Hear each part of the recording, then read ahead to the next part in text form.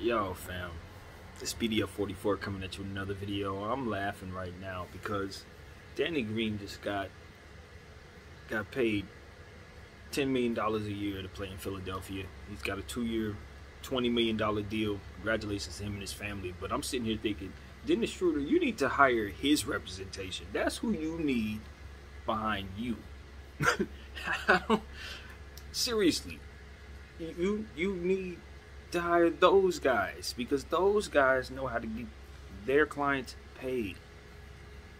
This situation with Dennis Schröder, last thing I read is Dallas has no interest.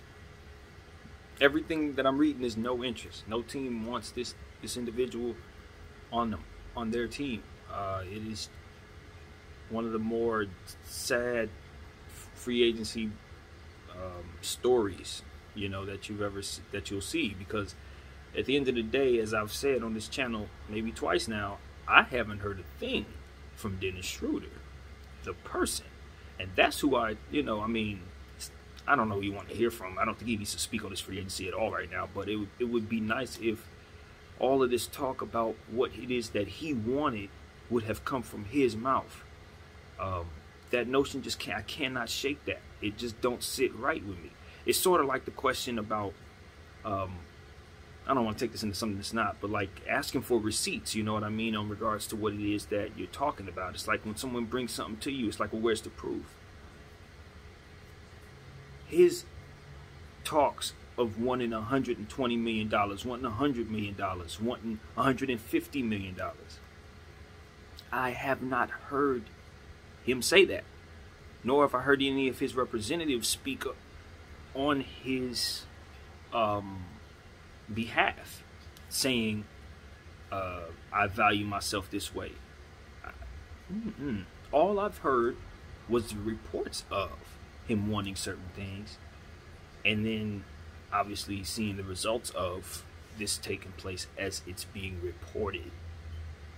Now, someone brought up something to me that made a lot of sense, but then it kind of fell apart because it didn't come into fruition. But the theory was maybe he would be involved in the Westbrook deal, and that's what was taking so long. But of course that deal just went through, and he wasn't a part of it. So it stands to reason that this is just as it appears to be. Now, I've already said a million times, and as I said at the start of this video, that he needs to fire his agent. That should have already been done. And he needs to come out and also say, I ain't said nothing. That's what I would do. Even if it's nothing but IG saying, something cryptic along the lines of like, ain't me talking right now. People speaking on my behalf and I ain't said nothing.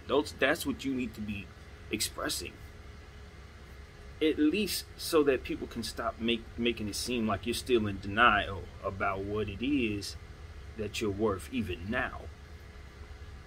You run the risk of having to settle for pennies on the dollar, or even being outside of the league next season. This is horrible. Like, if he really wants to get paid, he may want to consider leaving the country. He would be a major star elsewhere. Now, I know that that's a horrible pill to swallow, but he may be able to demand some record numbers from some other leagues if you just want to get paid. You feel me? If you're really trying to get $100 million, you got to think outside the box. And one thing's for damn sure, you're not getting it from the NBA right now. I don't know you'll get it anywhere else, but sometimes you just got to start accepting things, even if it hurts to accept it. Like, never mind the $84 million, and I'm assuming this is his true sentiment. Obviously, if he didn't say nothing clearly, but I'm just saying that if we're running with it, you just got to accept that your value isn't this, and your representation needs to do right by you and make sure that the word comes out of what your true intentions are. And if these are your true intentions, well, this is what comes with that, And if I'm your representation, I say, look, man, I don't know that I can represent you. Like, never mind you firing me. My reputation's on the line.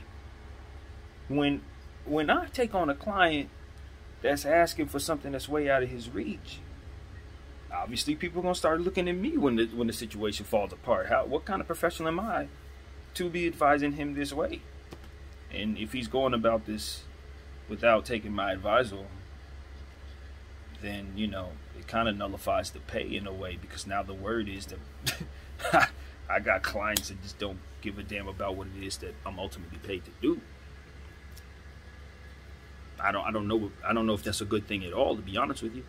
Considering the fact that it makes them look crazy when you do stuff like this. So, what can I say, man? What can I say? I'm sitting here. Obviously, this is way outside of my league. I'm not a professional anyway in these ways, but I'm looking at how this plays out, and I'm just understanding the importance of understanding leverage and understanding true value versus market value, and etc. So I think everybody can learn from this. Everybody can learn from Dennis Schröder's situation. All different walks of business. It's just, you gotta play the game. If you're gonna be a part of it, you gotta play it right. You can't just put your chest out and think people are gonna believe in you just because you believe in you. You better prove it. You better have the receipts for that. So that's how I look at this, man. At the end of the day, I'm hopeful that Dennis Schröder will find that team in the league. I'm hopeful that the Lakers can do a sign and trade so we can get something back for him. The Buddy Hield thing, I'd imagine, is off the table. That doesn't seem realistic anymore at all. We have shooters at this point, so even if we were to bring Buddy in, I think he would be almost overkill, taking opportunities away from a guy like Malik Monk and Kendrick Nunn and Bazemore. We got a lot of shooting guards, so for me, I would love to have him.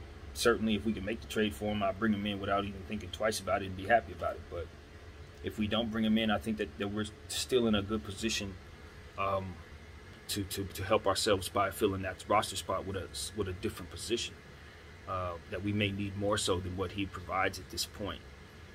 So, as I suggested, I wanted us to go after a guy like Kelly Oubre.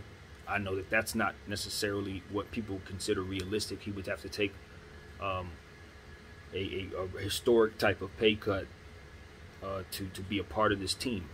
But the hole in our roster is basically athleticism at the forward spot, and I think that he would help us there. So I think it would almost solidify us as champions if we were to bring in a piece like that, especially if that piece is hyper talented.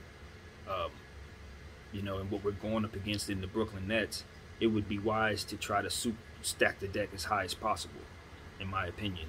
When you're going up against Harden and KD, nothing is too much. And that's with all due respect to the rest of the league, but I'm thinking about what it takes to beat those guys. And we're still not where I would be in a space where I could say we can do that. But if we were to get a player like Kelly Oubre with his talent, I think we could. And that's why I would say something like that. I understand that that's crazy. I understand that there are other teams that need him. You know what I mean? I understand that there are other fits that he would be able to have that would make more money and more opportunities to be more successful individually. But is he going to win a championship in any of those situations? None of them. But if he joins the Lakers, he'll get himself a ring, or at least have the best opportunity he has to get one. Same situation goes if he were to go to the Nets. Same situation goes if he were to go to one of the other contenders. But I think the Lakers ultimately would be the one that needs him the most. And that's why I suggested if he were to take a pay cut like that, I think the Lakers would be the place for him to go and be the happiest about it. Plus, I think you can make some money off the court here in LA. So that's why I look at it that way as well. But, at the end of the day, it's up to everybody to make their own decisions. It would have been great if Dennis Schröder could have played his value up so we could trade him for a piece like Buddy Hield or Kelly Oubre or what have you, a sign and trade situation. But I don't know that looks possible. I don't think Golden State, Oubre's last team, want to do a sign and trade with us for Dennis Schröder. They don't need Dennis Schröder. But it is what it is. So, wouldn't shock me if he did end up in Golden State, though. Dennis Schröder, it wouldn't shock me. It'd be the kind of thing I'd want to do in this situation. Lakers don't want to bring me back. I want to go to Brooklyn and Golden State and try to kill them. I'm mad at everybody, the whole league. if I'm Dennis Schröder, to be completely honest with you. That's how my brain works. But, you know, in a situation like this, he shouldn't be mad at nobody but himself. And be humble and be ready to go out there and play wherever he lands, with the intention and the mindset of proving everybody that he deserves the money that he said he did. And he has to accept that there are things he has to do to make his game elevate. There are things he needs to learn so that he can have the game to back up that confidence. There's more to learn to be that guy. You can't just walk in with your chest out and say, I'm that guy. Kobe had a certain level of talent. He raised that level by maximizing his time and his effort to become as great as he wanted to be. He didn't just say, I'm great because I'm great. No, greatness was something that was a process that he continued to work at that never ended. He was looking into studying the game even after he retired because he was a student of the game to that degree. He mastered the game a long time ago as it pertains to the level you're trying to reach. The money you're asking for, when he was making that kind of money, he was grinding like he was still in high school, bro.